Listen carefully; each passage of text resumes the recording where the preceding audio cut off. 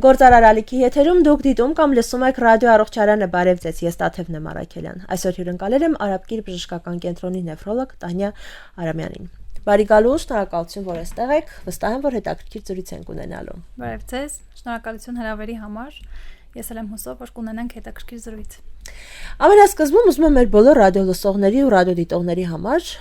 հստակեցնենք ով է նեֆրոլոգը, որովհետև շատերը այնքան էլ ծանոթ չեն այս մասնագիտության հետ, երբ ինչպես մեր նախնական զրույցում ասացի, նույնիսկ ինձ հարցնում էին, արդյոք սա բժշկական մասնագիտություն է, թե ոչ։ Այո, եթե ընդհանուր առմամբ ասենք, նեֆրոլոգը մասնագետ է, ով զբաղվում է երիկամների այս կամ այն հիվանդություններով։ Այստեղ արդեն մի շատ ուրիշ հարց է առաջանում։ Մենք գիտենք, որ երիկամների առողջությամբ զբաղվում են ուրոլոգները։ Որտեղ այդ լղոզված սահմանը սկսվում եւ ավարտվում։ Այո, ցավոք սրտի մեր հասարակության մեջ չկա այդ տարանջատումը, երբ դիմել ուրոլոգների եւ երբ դիմել նեֆրոլոգների։ Պետք է նշել, որ նեֆրոլոգները հենց բուն զբաղվում են երիկամների պարենխիմատոզ հիվանդություններով, իսկ ուրոլոգները ավելի շատ զբաղվում են միզային համակարգի, օրինակ վիրաբուժական խնդիրներով, նույն շագանակագեղձի հետ կապված խնդիրներով, բորբոքումի ինֆեկցիոն պրոցեսների բուժմամբ, վիրահատական միջամտություններով, իսկ բուն թերապևտիկ, այսպես ասած, միջամտություններով զբաղվում են երիկամաբանները կամ նեֆրոլոգները։ Նեֆրոլոգները։ Այ եթե մենք սկսենք երիկամաբան տերմինով, հաստատ ավելի հստակ կլիներ, թե ով է այս մասնագետը։ Նաև ուզում եմ խոսենք հիվանդությունների մասին, որոնք առավել շատ են հանդիպում ձեր ոլորտում ու նաև մեր երկրում։ Այո, ներկայումս ինչպես բոլորս գիտենք, մեծ տենդենց է նկատվում քրոնիկական հիվանդությունների կապված մեր միջավայրի, ապրելակերպի փոփոխություններով, նկատվում են զարկերակային հիպերտենզիայի, շաքարային դիաբետի, օնկոլոգիական հիվանդությունների տենդենց, այդ թվում նաև երիկամային հիվանդությունների աճ։ Ձեր ոլորտում էլ կարող ենք ասել, որ երիտասարդացում է գնում հիվանդությունների։ Այո, երիտասարդացում է գնում, հատկապես COVID կորոնավիրուսային ինֆեկցիայից հետո նույնպես մենք էլ ենք զգում աճի տենդենց եւ կարող եմ նշել, որ երիկամային հիվանդությունները շատ հաճախ թաքնված ընթացք են ունենում եւ այստեղ շատ կարեւոր է հատկապես վաղ հետազոտությունների դիմել եւ գանգատների դեպքում չխուսափել բժշկի դիմելուց, ինչպես հաճախ անում են մեր հայերը եւ շատերը պետք է անպայման ուշադրություն դարձնել եւ դիմել մասնագետի ժամանակին, որովհետեւ պետք է նշել, որ երիկամային հիվանդությունների դեպքում շատ կարևոր է կանխարգելելը եւ նաեւ վաղ հայտնաբերելը։ Տեսեք, յուրաքանչյուր մասնագետ, ով եղել է մեր տաղավարում, մեր ռադիոլսողն լավ գիտի։ Բոլորը միաբերան ասում են, որ պետք չէ սպասել գանգատների, որովհետև երբ արդեն ի հայտ են գալիս գանգատները, մենք արդեն խոսում ենք որոշակի process-ի մասին նույնիսկ, ել չեմ խոսում, երբ մենք գանգատներն ենք անտեսում, հա, սա արդեն հարցի մյուս կողմն է։ Եվ ասում են, որ կանխարգելիչ բուժզննումները, հետազոտությունները սա ոսկե ստանդարտն է եւ լավագույն տարբերակն է։ Արդյոք ձեր ոլորտում եւս կարող ենք ասել, որ գանգատների բացակայության դեպքում պետք է դիմել նեֆրոլոգի։ Եթե որևէ գանգատ չունեն, չեմ կարող ասել, որ միանշանակ պետք է դիմել նեֆրոլոգի։ Երիկամային հիվանդությունները ունեն ոչ սպეციფიկ ախտանշաններ։ Դրանք օրինակ սրտխառնոց, հեմոգլոբինի ցածր ցուցանիշ, ավելի սպეციფიկ նշանները, որոնք բնորոշ են երիկամային հիվանդություններին, դա օրինակ կարմիր գույնի մեզ, արյունամիզություն կամ մեզի քանակի փոփոխություն, օրինակ մեզի քչացում կամ փրփրոտ մեզ, սուր կոդկային շրջանի ցավերը, որոնք նույնպես կարող են պայմանավորված լինել այս կամ այն խնդիրներով երիկամային, այտուցները, որոնք նույնպես նշան են երիկամային հիվանդությունների, զարկերակային հիպերտենզիան հատկապես երբ չի կառավարվում։ Այս նշանները ավելի տիպիկ են, բայց օրինակ կան նշաններ, որոնք ոչ տիպիկ են, նույն սրտխառնոցը, քաշի կորուստը, ախորժակի իջեցումը, ամեն ինչ կփնտրենք բացի սրանից։ Հեմոգլոբինի ցածր մակարդակը, որոնք նույնպես կարող են հիմքում ունենալ երիկամային ինչ-որ այս կամ այն պաթոլոգիա։ Երբ դուք նշեցիք այտուցների մասին, մենք բոլորս լավ հիշում ենք, մեր տատիկները, մայրիկները հաճախ ասում էին, որ եթե աչքերի տակը այտուցված է, ուրեմն հաստատ երիկամային խնդիր կա։ Որքանով է սա ռեալ եւ երբ պետք է անհանգստանալ։ Շատ տեղին հարցեր։ Իրականում աչքի կոպերի հատվածի այտուցը շատ տիպիկ է երիկամային հիվանդություններին, բայց այտուցներ կարող են ունենալ օրինակ տարիքային, հա, երբ որ մաշկի առազգականությունը օրինակ իջնում է, նույնպես կարող են ունենալ ստորին կոպի ինչ որ այտուց,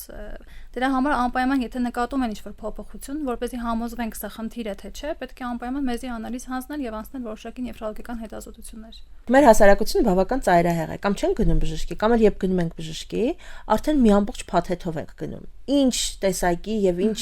հետաքրքրություն ունեցող անալիզներ կան, տալիս ենք, վերցնում ենք այդ մեծ հաստափոր հետազոտությունը եւ գնում ենք մասնագետի մոտ։ Բայց ես գիտեմ, որ ճիշտ մեխանիզմ կա եւ ճիշտ քայլերի հաջորդականություն կա, որից պետք է սկսել, որպեսզի եւ ժամանակի, եւ ֆինանսների կորուստ չունենանք, եւ նաեւ հետո հիասթափություն չունենանք։ Որտեղից սկսենք, որ ճիշտ լինի այդ հետազոտությունները։ Ներկայումս, եթե համեմատենք մի քանի տարի առաջվա, ունենք առողջապահության ապահովագրություն, որը ներդրվել է հենց 2026 թվականին, եւ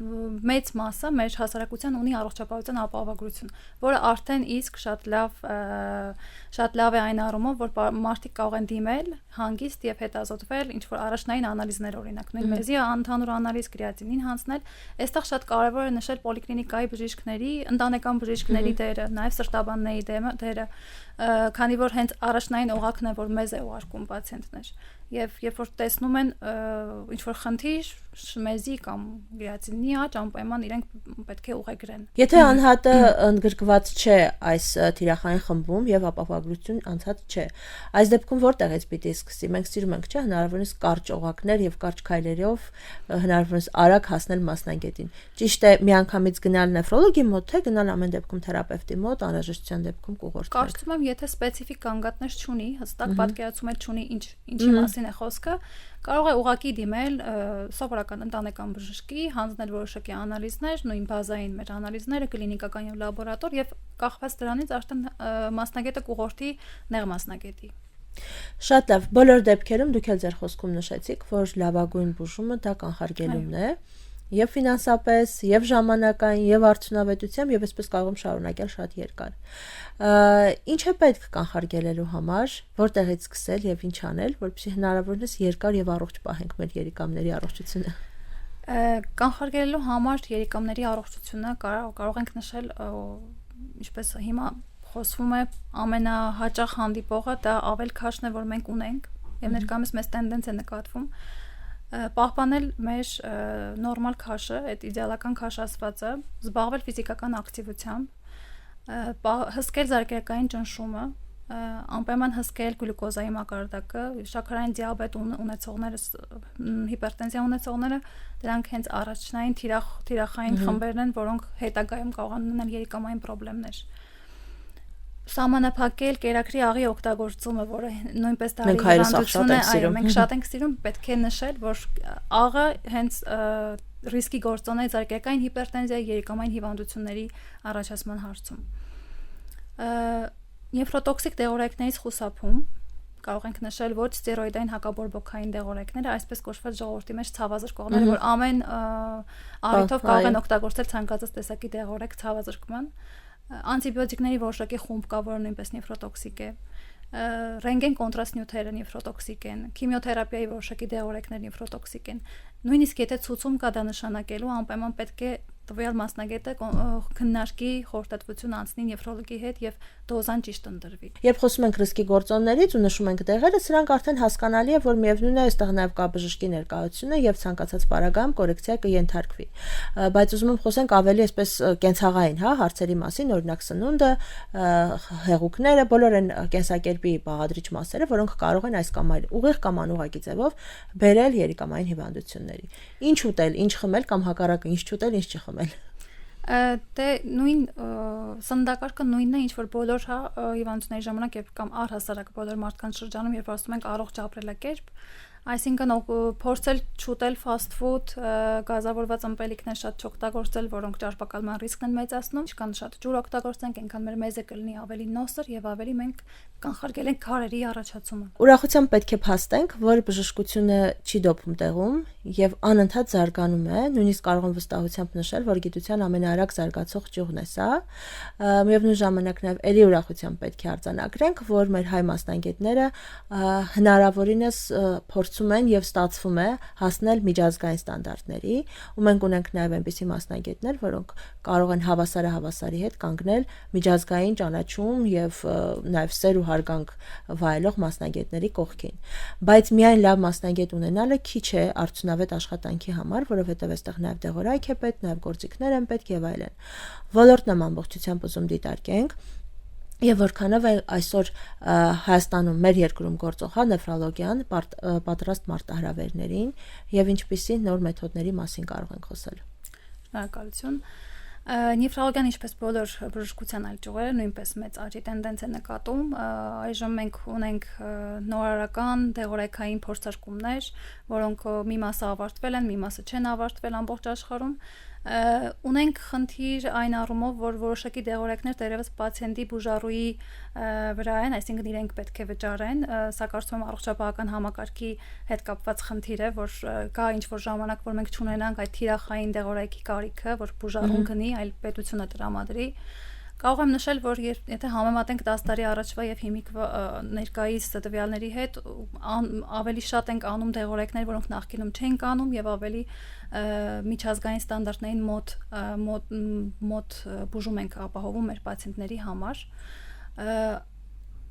Զարգանում է նաեւ մեր Հայաստանում հիստոպաթոլոգիան, որը նախկինում օրինակ ավելի թույլ էր երիկամների հիվանդությունների ախտորոշման համար, այժմ ունենք ավելի հստակ դիագնոստիկա եւ գիտենք, որ gold ստանդարտը երիկամային հիվանդությունների ախտորոշման դա երիկամի բիոպսիան է եւ բիոպսիա ենք անում հյուսվածք ուղարկում ենք հիստոլոգիական հետազոտության եւ այդ առումով բավականին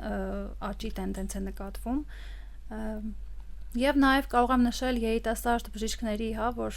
ինիցիատիվան, որ փորձում են իրենք անընդհատ կայանալ,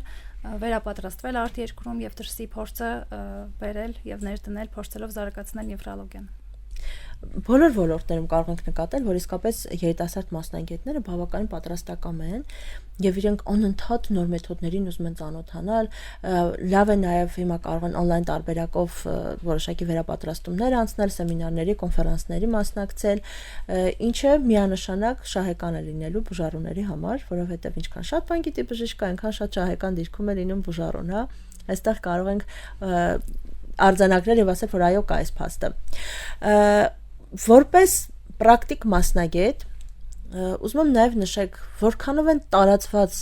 նեֆրոլոգիական հիվանդությունները եւ արդյոք կարող ենք ասել, օրինակ շատ հիվանդությունների դեպքում մենք ասում ենք, որ ավելի տարածված են դարձել։ Ձեր ոլորտում եւս կարող ենք սա պնդել։ Այո, ես նշեցի, որ երիկամային հիվանդությունները ներկայումս տարածված են իրականում, քանի որ այլ հիվանդություններ նույնպես աճի տենդենց են գրանցում, իսկ մեկը մյուսի հետ, օրինակ սիրտը երիկամի հետ կամ